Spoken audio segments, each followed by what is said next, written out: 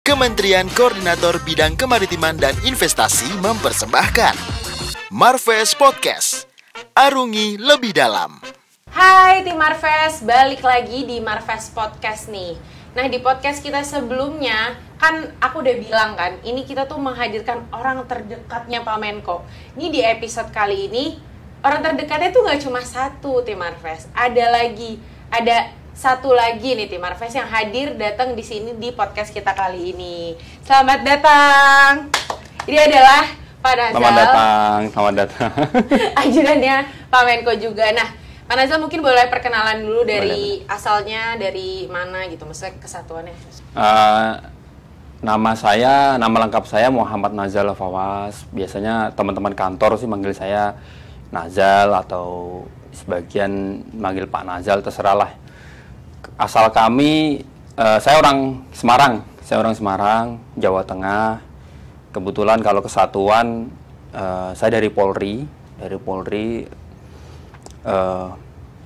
unit saya dari reserse kriminal, itu sih basic saya, gitu. Jadi itu mungkin perkenalan singkat saya. Oh iya, agak kurang paham ya saya tim Marves apa itu? Apa tadi reserse kriminal? Itu ngapain? Itu ya kalau nangkap penjahat, kita melakukan proses penyelidikan dan penyidikan. Nah, ini kan berarti tadi Pak Nazal bilang kan background-nya dari Polri, tapi kan sebenarnya Pak Menko itu background-nya itu kan tentara kan. Kalau kayak kemarin kita sama Pak Didik tuh sama di TNI AD dan di Kopassus juga. Nah, sebenarnya kalau dari ceritanya tuh gimana sih akhirnya ajudannya Pak Menko tuh bisa ada yang dari polisi juga gitu.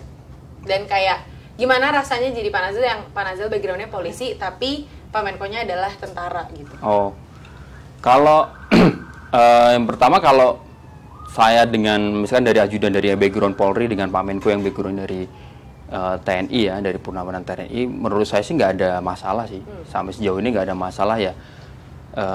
Tugas pokok saya sebagai seorang ajudan, yang pertama kan kita jelas keamanan Bapak, kelancaran kegiatan sama kenyamanan Bapak, itu aja sih. Pokoknya selama mungkin 1,5 tahunan ini saya gabung dengan Bapak sih, ya alhamdulillah nggak ada kendala gitu. Dan Bapak tidak mempermasalahkan kita dari background mana. Toh juga kan ada dari Angkatan Laut juga kan, Pak Yosia yang sekarang udah sekolah ke Amerika, nggak ada masalah.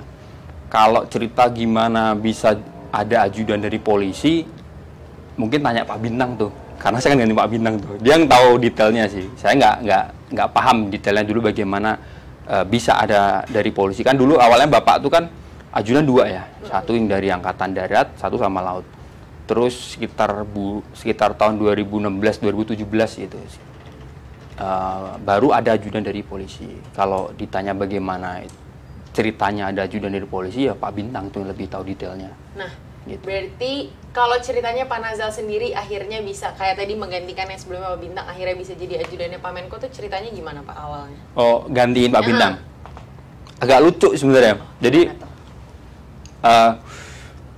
2020 itu sekitar bulan Mei itu ya, sekitar bulan Mei Juni, saya agak lupa itu, antara akhir Mei itu awal Juni itu. Jadi Pak Bintang tuh tiba-tiba telepon saya, telepon gini, "Dek," katanya, "siap, perintah Bang." Saya waktu itu kan masih, kebetulan saya tugas di Polda Bengkulu. Saya waktu itu ya kebetulan sedang menjabat jadi Kapolsek Talang 4 di Polres Bengkulu Tengah kan. Saya ditelepon tiba-tiba itu, "Dek, ya perintah Bang," kata saya. "Kamu gimana di sana?" "Siap, baik Bang." "Gimana Bang? Gimana kabar Bang?" "Siap." Ya biasa kan awal-awal. Terus tiba-tiba Pak Bintang tanya, "Kamu nggak jadi ajudan?" Saya bingung kan, "Loh, ajudan apa?" kata saya. "Ajudan apa Bang?" "Kamu gantiin saya," katanya. "Nanti seleksi dulu." "Oh, gantiin ya?" Saya kan nggak pernah kepikiran ya, kita kan jadi dari ajudan, apalagi dari ajudan Pak Menko, jadi ajudan Pak Luhut, kan kita nggak pernah terpikirkan, terbayangkan pun nggak pernah gitu kan. "Bang, saya sebentar Bang, saya butuh waktu," kata saya. "Bang, saya butuh waktu Bang buat mikir Bang," kata saya, "buat mikir." "Yaudah 2 hari, lu harus nentuin, gue gak akan telepon lagi," katanya kayak gitu. Bahasa Pak Bintang, "gue gak akan telepon lagi. 2 hari lagi gue telepon, gue harus tahu jawaban lu dan gue nggak akan telepon lu lagi setelah itu. Siap. Wah bingung kan saya kan. Itu karena waktu itu saya posisi kalau nggak salah saya masih di kecamatan, waktu itu ada kegiatan di kecamatan, saya ditelepon tuh, ya udah pulang ke kantor lagi, saya sempat telepon ke orang tua, saya bilang kata orang tua, loh kesempatan kok di ini, kesempatan kok kamu nggak akan datang 2 kali itu katanya, tawaran kayak gitu, itu pasti lolos kata orang tua, enggak kok, itu katanya masih seleksi, katanya masih seleksi dulu, katanya. Ya udah ikut aja. Sekalian kan kalau mau kalau ke Jakarta nanti sekalian kalau ada waktu kosong pulang ke rumah kan gitu kan. Ya udah. Kira 2 hari lagi Pak Bintang telepon. Apa jawaban? Ya udah Bang, siap. Apapun perintah itu saya siap Bang katanya. Saya siap perintah Bang katanya. Ya kalau udah dinas ada perintah dari kesatuan, dari atas dari institusi, saya ikut seleksi, saya siap. Gitu. Ya nggak lama setelah selesai itu datang ke Jakarta itu pertengahan Juni kalau nggak salah itu pertengahan Juni atau akhir Juni tuh datang seleksi yaitu jadi tanya biasa kalau bapak kan tanya matematikmu berapa pasti itu sama nih berarti kayak Pak Didik pintar semuanya pasti ditanya matematikmu berapa ya kebetulan waktu itu ditanya kamu dulu waktu di akademi di Apol tuh ranking berapa gitu-gitulah ditanya background mungkin keluarga dan lain sebagainya. Waktu itu kebetulan yang nyeleksi kan Pak Purbaya kan waktu itu. Ya ada sedikit seleksi mungkin kayak hitung-hitungan matematika gitu lah. Sama kita baca-baca bahasa Inggris sedikit gitu. Berarti pintar? Enggak tahu saya. Ya saya ngerasa sih ya saya masih proses belajar juga sih. Ya enggak ada yang pinter lah, kita kan belajar lah. Rasanya jadi ajudannya Pak Luhut gitu, kayak tadi kata orang tuanya Pak Nazil kan ini kesempatan gak datang 2 kali nih jadi ajudannya Pak Luhut. Nah setelah akhirnya udah jadi ajudannya Pak Luhut gitu, itu tuh rasanya gimana Pak? Yang jelas bangga yang jelas bangga. Ya saya bersyukur juga ya kepada Allah, kepada Tuhan memberikan saya kesempatan yang ini nggak diberikan oleh semua orang ya, nggak diberikan semua orang. Dan ini tidak pernah saya rencanakan atau saya pikirkan sebelumnya gitu. Kadang-kadang malah sesuatu ya mungkin bahaya, sesuatu yang kita rencanakan kadang-kadang malah nggak jadi kan, iya kan. Jadi ini nggak di luar rencana saya gitu. Jadi ini sebuah anugerah juga. Ya saya bersyukur. Ya saya akhirnya saya tunjuk ya selama 1,5 tahun ya bagaimana saya menunjukkan kinerja yang baik ke Bapak gitu, ke Bapak dan orang-orang kantor, staf, keluarga Bapak juga kita kan. Kita harus menunjukkan sesuatu yang baik. Itu sih. Nah, ini jadi kalau tim Marves sudah nonton nih di podcast sebelumnya yang sama Pak Didik tuh ternyata banyak Pak yang komen kayak ini kok ajudannya dari tentara, dari polisi tuh bukannya harusnya kerjanya di lapangan ya, kok jadi ajudan gitu. Nah, masa? Iya, dan itu tuh banyak yang komen kayak gitu. Nah, itu menurut Pak Nazil kira-kira tanggapannya sebenarnya kayak, maksudnya kan padahal ya kayak tadi Pak Nazil bilang gitu, ini balik lagi ini adalah kesempatan dan pasti bangga juga kan. Itu sebenarnya apakah kayak kalau tentara atau polisi jadi ajudan jadi mengurangi kehebatannya kah atau gimana gitu? Enggak sih, jadi yang namanya kita di kesatuan baik TNI maupun Polri kan ada fungsi-fungsi operasional. Kayak saya di Polri itu ada fungsi operasional, ada reserse, ada lalu lintas, ada intelijen, ada Samapta Bayangkara, kemudian ada pembinaan masyarakat, ada fungsi-fungsi staf yang lain. Fungsi staf itu ya banyak, ada SDM, kemudian ada keuangan, ada Rumga juga, ya banyak hal lah. Terus ada Sitipol dan lain sebagainya, ada administrasi dan lain sebagainya. Nah, itu fungsi-fungsi itu tidak bisa dilepaskan, termasuk salah satunya saya ini masuk ke fungsi pelayanan gitu. Saya masih di bawah koordinasi dari staf sumber daya manusia Mabes Polri. Jadi kita juga masih dipantau juga dari sana juga. Kita dapat sprint juga, selain dapat sprint dari sini, dari Mabes juga mengeluarkan sprint. Jadi jangan berpikir tuh anggota TNI Polri itu harus selalu di lapangan ya. Ada saatnya kita tuh memang betul di lapangan tuh betul, tapi ada saatnya kita memang harus rotasi gitu. Namanya kan rotasi untuk untuk penyegaran kan. Ya kayak kemarin saya waktu di Kapolsek saya banyak sekali lah di lapangan itu. Apalagi zaman-zaman awal-awal COVID kan 2020 tuh, itu saya yakin tuh kayak Kapolsek dan Ramil, Kapolres dan Dim, Bupati, Camat, semua unsur sampai kepala desa sampai ke bawah itu sangat sibuk sekali. Dan itu saya merasakan itu walaupun hanya beberapa bulan ya sebelum saya bergabung ke Pak Luhut ya. Itu kita sangat merasakan banget itu di lapangan seperti apa. Jadi jangan pikir jadi polisi, jadi tentara tuh harus selalu di lapangan terus. Enggak. Kita ada namanya rotasi. Jadi kita semua posisi, semua jabatan kita bisa merasakan gitu. Bagaimana kita menjadi staf, bagaimana kita masuk ke operasional, ke lapangan dan lain sebagainya, kita harus merasakan. Itu gunanya apa sih? Nanti ketika posisi kita semakin tinggi, kita akan tahu, kita kan akhirnya nanti kan sebagai pembuat kebijakan pada akhirnya kan, entah pada level Kapolres atau mungkin level lebih tinggi lagi sampai level jenderal, level Kapolda atau level Kapolri. Kita sebagai pembuat kebijakan kita harus membuat kebijakan itu akhirnya kita, karena kita pernah di lab staff, pernah di operasional, pernah di berbagai macam tempat, akhirnya kita bisa membuat kebijakan itu terukur. Itu jadi jangan salah persepsi kalau harus operasional, enggak juga. Ada saatnya kita harus menjadi staff dulu. Dan kebetulan saya dapat posisi staff. Karena saya dari lulus Akpol saya belum pernah staff. Belum pernah. Saya di operasional lapangan terus. Jadi baru kali ini saya ngerasain staff, ngerasain kantoran. Nah, nih Pak Nazal terus habis itu pas pertama kali datang udah terpilih jadi ajudannya Pak Menko, tugas pertamanya waktu itu ngapain, Pak? Pasti kan berarti pas COVID kan maksudnya? Iya, jadi waktu itu kan kantor kan ini ya, ada yang WFA, ada yang WFO. Waktu itu kebetulan Bapak WFO di kantor. Waktu itu dampingin ini aja ke Bapak di kantor. Jadi saya selama kurang lebih sampai Bapak tuh kunjungan kapan ya terakhir itu, pertama kali saya baru keluar itu ke Batam deh. Itu pun setelah sekian minggu Bapak di rumah sama di kantor aja ganti-gantian gitu. Itu pertama kali di Batam. Jadi kalau ditanya, kalau Pak Didi kan mungkin langsung kemana gitu kan, dia langsung kemana waktu, karena kan belum mungkin COVID waktu itu kan belum terlalu booming ya. Kalau pas saya masuk kebetulan pas lagi boomingnya ini. Jadi banyak kan di kantor dengan di rumah gitu. Jadi lebih banyak ikut Bapak sih di kantor. Saya baru keluar itu kalau tidak salah itu mulai akhir 2020 ya. Itu baru mulai agak sering-sering keluar kan. Mbak Aya kan tahu juga itu.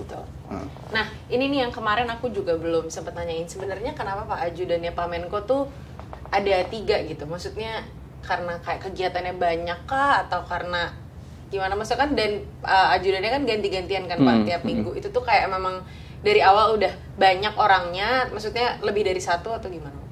Kalau ajudan Bapak memang 3 orang itu, yang dulu kan yang saya bilang dulu kan 2. Terus ada tambahan 1 dari Polri, tapi saya nggak tahu gitu ceritanya dulu gimana bisa ada tambahannya. Cuman ya kalau menurut saya, Bapak itu kenapa mengambil ajudan itu dari perwira muda? Satu hal, Bapak tuh sangat concern ke pendidikan. Bapak tuh ingin mendidik kita. Bapak tuh hebat loh, menurut saya. Bapak tuh hebat. Bapak tuh seorang yang sangat care. Bapak tuh sangat care sekali terhadap kita tuh, terhadap banyak lah. Terus kemudian Bapak tuh orangnya tegas, disiplin, energik. Bapak tuh tahu sendiri kan Ayah kan, energik, terus kayak nggak ada capeknya Bapak kan. Terus kemudian Bapak itu orang yang cekatan, orang yang taktis dan super pinter. Nah, Bapak mungkin ingin ngedidik kita mendidik ajudan-ajudannya, atau mungkin di SPRI-nya, di ruang SPRI khususnya ya dengan ikut kegiatan Bapak akhirnya kan kita secara tidak langsung kita belajar. Kita belajar bagaimana Bapak mulai dari bangun tidur sampai Bapak tidur lagi. Kita belajar, kita nempel Bapak, bagaimana sih Bapak tuh bekerja, gimana sih Bapak tuh manage kantor, gimana sih Bapak itu membuat rapat-rapat besar yang menentukan kebijakan arah negara dan lain sebagainya. Dan itu saya ngelihat Bapak tuh luar biasa. Kalau saya beberapa orang mungkin ya 7 tahun saya dinas ini, salah satu orang yang terpinter ya, tercerdas di Republik ini Bapak. 8 bayangin ya, 8 misalkan 8 ini 8 agenda tuh. Mbak ya kan tahu kan, Bapak 8 agenda, misalnya sitkon ini banyak banget. Dan agenda itu beda-beda gitu. Misalkan jam 10 Bapak ngomong Covid, jam 11 ngomong masalah Simbara, batu bara, jam 1 siang ngomong masalah lain lagi. Dan itu saya ngeliat sendiri, Bapak di brief sama siapa? Sama deputinya, sama staf-stafnya Bapak. Itu nggak nyampe 5 menit, Mbak. Dan Bapak paham gitu. Padahal itu slide-nya tuh sampai 20-30 slide gitu. Saya aja yang gitu dengerinnya segini kan. Siapa kayak harus ngerna dulu kan, harus buka lagi gitu. Bapak enggak. Cepat banget Bapak nangkapnya itu. Dan ya saya pikir Presiden nggak salah lah, Pak Jokowi milih Bapak di posisi sekarang nih. Nah, suka dukanya nih Pak, selama berarti 1,5 tahun Pak Nazal jadi ajudannya Pak Menko. Sukanya apa, dukanya apa sih jadi ajudannya Pak Luhut? Nggak ada dukanya ya, semuanya suka semua. Keren nih. Nggak sih, karena kan kebetulan saya udah berkeluarga ya. Mungkin kalau pas lagi Bapak keluar kota atau ke kegiatan-kegiatan yang luar negeri, ya mungkin saya nggak ketemu dengan anak aja, itu aja sih. Harus ninggalin anak istri, itu aja sih. Itu dukanya. Iya. Kesenangannya? Banyak lah, kita ketemu banyak orang. Nah itu gimana tuh Pak rasanya? Berarti kan dengan jadi ajudannya Pak Menko ketemu banyak orang penting, dan gak cuma di orang penting di Indonesia kan, karena ketika dampingin Bapak ke luar negeri pasti ketemu banyak pejabat-pejabat penting dari negara lain. Tuh rasanya gimana Pak? Ya rasanya ya ini aja, saya senang aja, bangga, senang. Oh ini ya ternyata ini gitu. Oh ternyata ini menteri apa, misalnya menteri ekonomi Jepang tuh menteri ini misalkan dari Amerika anaknya Donald Trump tuh ini gitu. Jadi ya pengalaman luar biasa lah. Mungkin ya Mbak ya, mungkin 30 tahun lagi gitu, atau mungkin kalau saya bikin autobiografi gitu kan, mungkin saya akan nulis kisah ini salah satunya. Ya kita tunggu ya. Terima kasih 20 sampai 30 tahun lagi katanya Pak Nazal mau bikin buku autobiografi. Enggak, kalau mungkin dikasih kesempatan kesempatan. Nah, berarti kalau kayak di luar negeri ini mungkin Pak Didik juga udah cerita, tapi aku mau nanya sendiri ke Pak Nazal. Kalau keluar negeri kan berarti sendirian kan biasanya ya, yang nemenin. Kalau beda kalau kita lagi di keluar kota kan ada protokol, ada humas, ada walpri yang ikut. Tapi kalau keluar negeri itu kan ajudan sendiri, dan bukan cuma menemani atau mendampingi Pak Menko, tapi kan ada rombongan Pak Menko yang lainnya juga. Itu gimana tuh Pak? Dan ke luar negeri itu kan nggak sebentar kan, Bapak biasanya seminggu. Iya, seminggu bener. Ya kita harus serba bisa sih Mbak. Harus serba bisa, cekatan, terus Bapak kan orangnya detail kan. Nah itu kita harus tahu ini kegiatannya apa, jam berapa, pakaian apa, terus timingnya itu harus tahu gitu. Misalkan dari lokasi Bapak, dari tempat Bapak menginap atau dari tempat Bapak stay sampai ke lokasi itu berapa menit, itu kita harus tahu, harus detail. Terus masuk kita harus cek sopirnya juga dan lain sebagainya, kendaraan, kelengkapan kendaraan, keamanan gitu. Kalau pas di luar ya sendiri Mbak kita. Paling ya kita koordinasi dengan kita minta tolong juga dengan KBRI kan. Misalkan KBRI kan biasanya ada protokol juga kan Mbak. Ya kita minta untuk dari KBRI itu untuk mendahului biasanya gitu. Saya bilang ke lokasi. Tapi ya biasanya sih saya cek ya ke drivernya itu, ya jangan sampai drivernya itu tahu kan lokasi di sini ternyata atau jam berapa. Nah biasa sebelum itu semua Mbak ya kita koordinasi Mbak, harus benar-benar detail. Jadi Bapak berangkat itu harus benar-benar siap. Jangan sampai kita pas ditanya Bapak ini habisnya kegiatan apa, ketemu siapa, atau mungkin berapa menit kita masih enggak tahu. Itu jangan sampai kayak gitu. Nah kita antisipasi gitu Pak, karena Bapak ya prinsip Bapak kan cek, recheck, and check again. Oke. Ini mau nanya lagi ke Pak Nazal, nih banyak pertanyaannya buat ajudan Pak Menko sebagai orang terdekatnya. Apa yang menurut Pak Nazal mungkin orang-orang tuh nggak tahu gitu, maksudnya apa yang mau Pak Nazal sampaikan ke tim Marves, sesuatu yang sebagai orang terdekat ya Pak Menko gitu, Pak Nazal tuh bisa melihat Pak Menko tuh orangnya kayak gimana gitu ya, mungkin tim Marves tuh menilai Pak Menko A atau B gitu. Bapak itu penyayang keluarga. Bapak sama Ibu tahu sendiri Mbak ya kan, Bapak sama Ibu tahun ini masuk ke 51 tahun pernikahan loh. Dan itu menjalin mengarungi bahtera rumah tangga 51, saya aja yang baru 2 tahun aja nggak kebayang gitu 51 lamanya kayak apa kan gitu. Tapi bapak dan ibu tuh kompak. Bapak dan ibu dan keluarga bapak itu kompak. Ibu tuh termasuk salah satu pendukung bapak yang sangat kuat di belakang bapak. Pendukung moral yang sangat kuat di belakang bapak ibu. Apapun kondisi bapak, ibu selalu ada. Sangat sayang keluarga bapak itu. Bapak itu sangat concern ke pendidikan. Dermawan. Bapak tuh kalau udah nolong sama orang udah nggak ini, Mbak. Kasaran udah nggak udah nggak itu kan. Kalau memang dia layak untuk dibantu, apalagi mohon maaf ada orang yang anak kurang mampu gitu, Mbak. Terus dia tuh pinter, punya potensi. Pasti dibiayain bapak. Itu pasti dibiayain bapak sampai selesai sarjana pun, kalau perlu luar negeri pun bapak yang bayar. Nah, itu bapak. Dan itu ya banyak orang nggak tahu sih, Mbak. Bapak itu sangat cermat, sangat detail, apalagi kalau memutuskan masalah-masalah besar di negara ya, Mbak ya. Dan bapak akan selalu konsultasi ke semua elemen. Itu yang saya tahu. Sangat-sangat detail sekali bapak. Berarti teladan apa yang paling bisa Pak Nazal ambil dari Pak Menko? Satu, leadership-nya bapak. Leadership-nya bapak itu yang jadi teladan saya ya. Leadership-nya bapak kuat, bapak itu. Bapak itu kuat, punya prinsip yang kuat. Terus walaupun bapak mungkin secara usia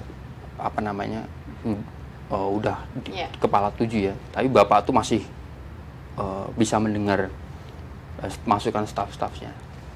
Dan bapak tuh nggak malu untuk bertanya. Bapak tuh tipe orang yang malu bertanya. Kalau memang bapak nggak ngerti, ya bapak nggak mau tanya ke stafnya yang ini, ke deputi atau ke staf susnya yang nanganin masalah tertentu itu. Dan itu menurut saya sebagai pimpinan tuh bagus sih. Jadi nggak ngerasa gengsi. Kadang-kadang kan kita ngelihat pimpinan kan ada yang ngerasa gengsi kan, karena dia ini. Jadi akhirnya mohon maaf dalam tanda kutip mungkin jadi sok tahu gitu kan. Jadi bapak nggak, bener-bener nanya, bener cek. Jadi ya banyaklah hal yang bisa saya belajar dari bapak. Mulai dari masalah pribadi, urusan dari bapak bagaimana membina keluarga, sampai bapak bekerja itu ya salah satu inilah role model saya lah. 51 tahun dengan ibu loh. Iya benar. Ini loh, luar biasa itu. Itu bukan waktu yang sebentar. Iya betul. Dan kalau lihat di Instagramnya bapak romantis banget kan. Dan romantis ibu. Banget kan sama ibu. Sayang banget gitu. Kompak dengan ibu itu. Bapak tuh dengan ibu itu kompak gitu. Ya walaupun ya kayak saya kan udah berumah tangga juga ya. Walaupun nama rumah tangga kan nggak selalu nggak selalu pas tuh, nggak selalu. Tapi untuk menjaga sampai 50 tahun tuh luar biasa. Oke, ini 2 pertanyaan terakhir. Pengalaman paling menarik selama jadi ajudannya Pak Menko selama 1,5 tahun ini apa? Menarik? Menarik gimana nih? Menarik yang membuat... Zong gitu? Enggak dong, ya boleh, kalau zong boleh, yang memorable gitu. Maksudnya itu yang paling... Ya, maksudnya menarik tuh kayak ya bisa bagus, bisa jelek, pokoknya yang paling benar-benar diingat gitu selama 1,5 tahun. Semuanya menarik sih Bapak. Sih keluar negeri, apalagi pas keluar negeri itu menarik semua. Itu ada kesan tersendiri ya kalau menurut saya. Kalau di Indonesia itu mungkin pas ke Maluku ya, ke Ternate kalau nggak salah itu. Saya masih ingat tuh Bapak landing dari heli, nggak ada protokol, gitu, nggak ada protokol, turun, jadi semuanya pada cengak-celinguk, nggak tahu mau kemana gitu. Karena waktu itu protokol yang tugas di situ kebetulan kena COVID. Iya gitu. Benar. Yang gantikan waktu itu dari kalau nggak salah dari dokumentasi ya, iya, dari dokumentasi. Jadi bukan dari tim humas, jadi nggak ada hubungannya gitu. Iya. Ya akhirnya dan itu perjalanannya kan? Pindah-pindah terus. Betul. Ya Pak, banyak kotanya. Itu kan banyak kota, banyak tempat kan. Itu kan kita nyebrang pulau Mbak. Jadi kita lewat pakai udara kan, pakai helikopter gitu. Nah, terakhir pas darat itu pas ini nggak ada orang, saya juga nggak ngerti. Saya tahu itu Bapak mau kemana tahu, cuman kan kita jalannya kan kita kemana kan nggak ada yang ngarahin waktu itu. Ya itu aja sih. Jadi ya akhirnya deputi juga bingung, kok kamu nggak ngecek katanya. Ya sudah waktu itu Ya karena insidentil kan ya kena Iya, benar. itu kan protokol di situ waktu itu karena Berarti COVID. emang ya kerja sama Emang antara harus, ajudan, iya. walpri, protokol, Dan itu humas semua ya, benar-benar. itu aja sih paling yang saya ingat di situ aja. Kalau yang lain-lain kayak misalkan ajudan harus pindah-pindah, misalkan kayak kegiatan ke Sumut kemarin tuh, itu kan harus semua ajudan ngelibat, harus ada di sini, Pak Didik kan di sini. Gitu. Pak Didik stay di Jakarta, jaga Jakarta, saya dengan Yosia ke Sumatera Utara. Dan itu perpindahan tempat itu cepat banget itu Bapak, pindah-pindah tempat. Terakhir tuh ya saya dari Samosir, saya harus ke Medan. Ya mau nggak mau gitu, cepat. Ya kita harus cepat, bahkan cepat kegiatannya cepat, taktis gitu. Kita ya ikut gitu. Walaupun kadang-kadang malamnya, aduh, gitu. Lelah. Bukan lelah sih, ya ini aja dikit. agak encok dikit gitu. enggak lelah, enggak lah. Ya mungkin ya seneng kayak gitu sih. Saya suka dengan tantangan-tantangan kayak gitu. Ya sebenarnya tetap ke lapangan juga ya. Lapangan juga kok, enggak aman juga kok. Beda mungkin sama yang kayak ya mungkin bayangan orang kan, oh kok jadi staff, enggak lah. Dan Pak Luhut banyak kok di lapangan kok. Banyak banget di lapangan. Banyak dalam banget. Seminggu bisa Iya. pindah-pindah berbagai Betul. Jadi nggak harus selalu ini kan, dari TNI Polri kok begini, enggak lah. Oke, ini pertanyaan terakhir, mungkin Pak Nazal bisa nyampein pesan buat tim Marves mungkin terkait Indonesia saat ini, kondisi saat ini terkait protokol kesehatan dan pokoknya terkait COVID semuanya, di pesan apa yang pengen Pak Nazal sampaikan ke tim Marves? Pesan ya? Iya. Jadi pesan yang ingin saya sampaikan sebenarnya kita sebagai generasi muda ya, terutama ya kita yang masih berumur 20, 30, ini kan kita kan akan lead bangsa ini 10-20 tahun kemudian kan, kita baru bisa perform maksimal. Ya pesan saya, jadi diri sendiri, kita jadi diri sendiri, asah terus kemampuan kita, ya kita berkarya pada bidang kita masing-masing, Mbak. Kalau yang tentara, polisi, kalau memang yang di luar institusi, misalnya di kementerian-kementerian, berkaryalah sesuai dengan ini kita. Karena yakinlah kalau semuanya kita bekerja dengan baik, dan satu lagi pesan Bapak, bekerja dengan hati. Ya itu jangan lupa, bekerja dengan hati. Yakin tuh pasti kita akan mampu ya menjadi bangsa yang diperhitungkan nantinya di 20 tahun ke depan. Sekarang aja udah diperhitungkan gitu. Apalagi nanti kita menjadi bangsa benar-benar maju gitu di 20 tahun mendatang. Oke. Terima kasih banyak Pak Nazal atas waktunya dan atas cerita-ceritanya. Ditunggu ya Pak, 20-30 tahun lagi bukunya di Marves. Ada yang mau beli. Oke, tim Marves, terima kasih sudah mendengarkan Marves Podcast di episode kali ini. Sampai jumpa di Marves Podcast berikutnya.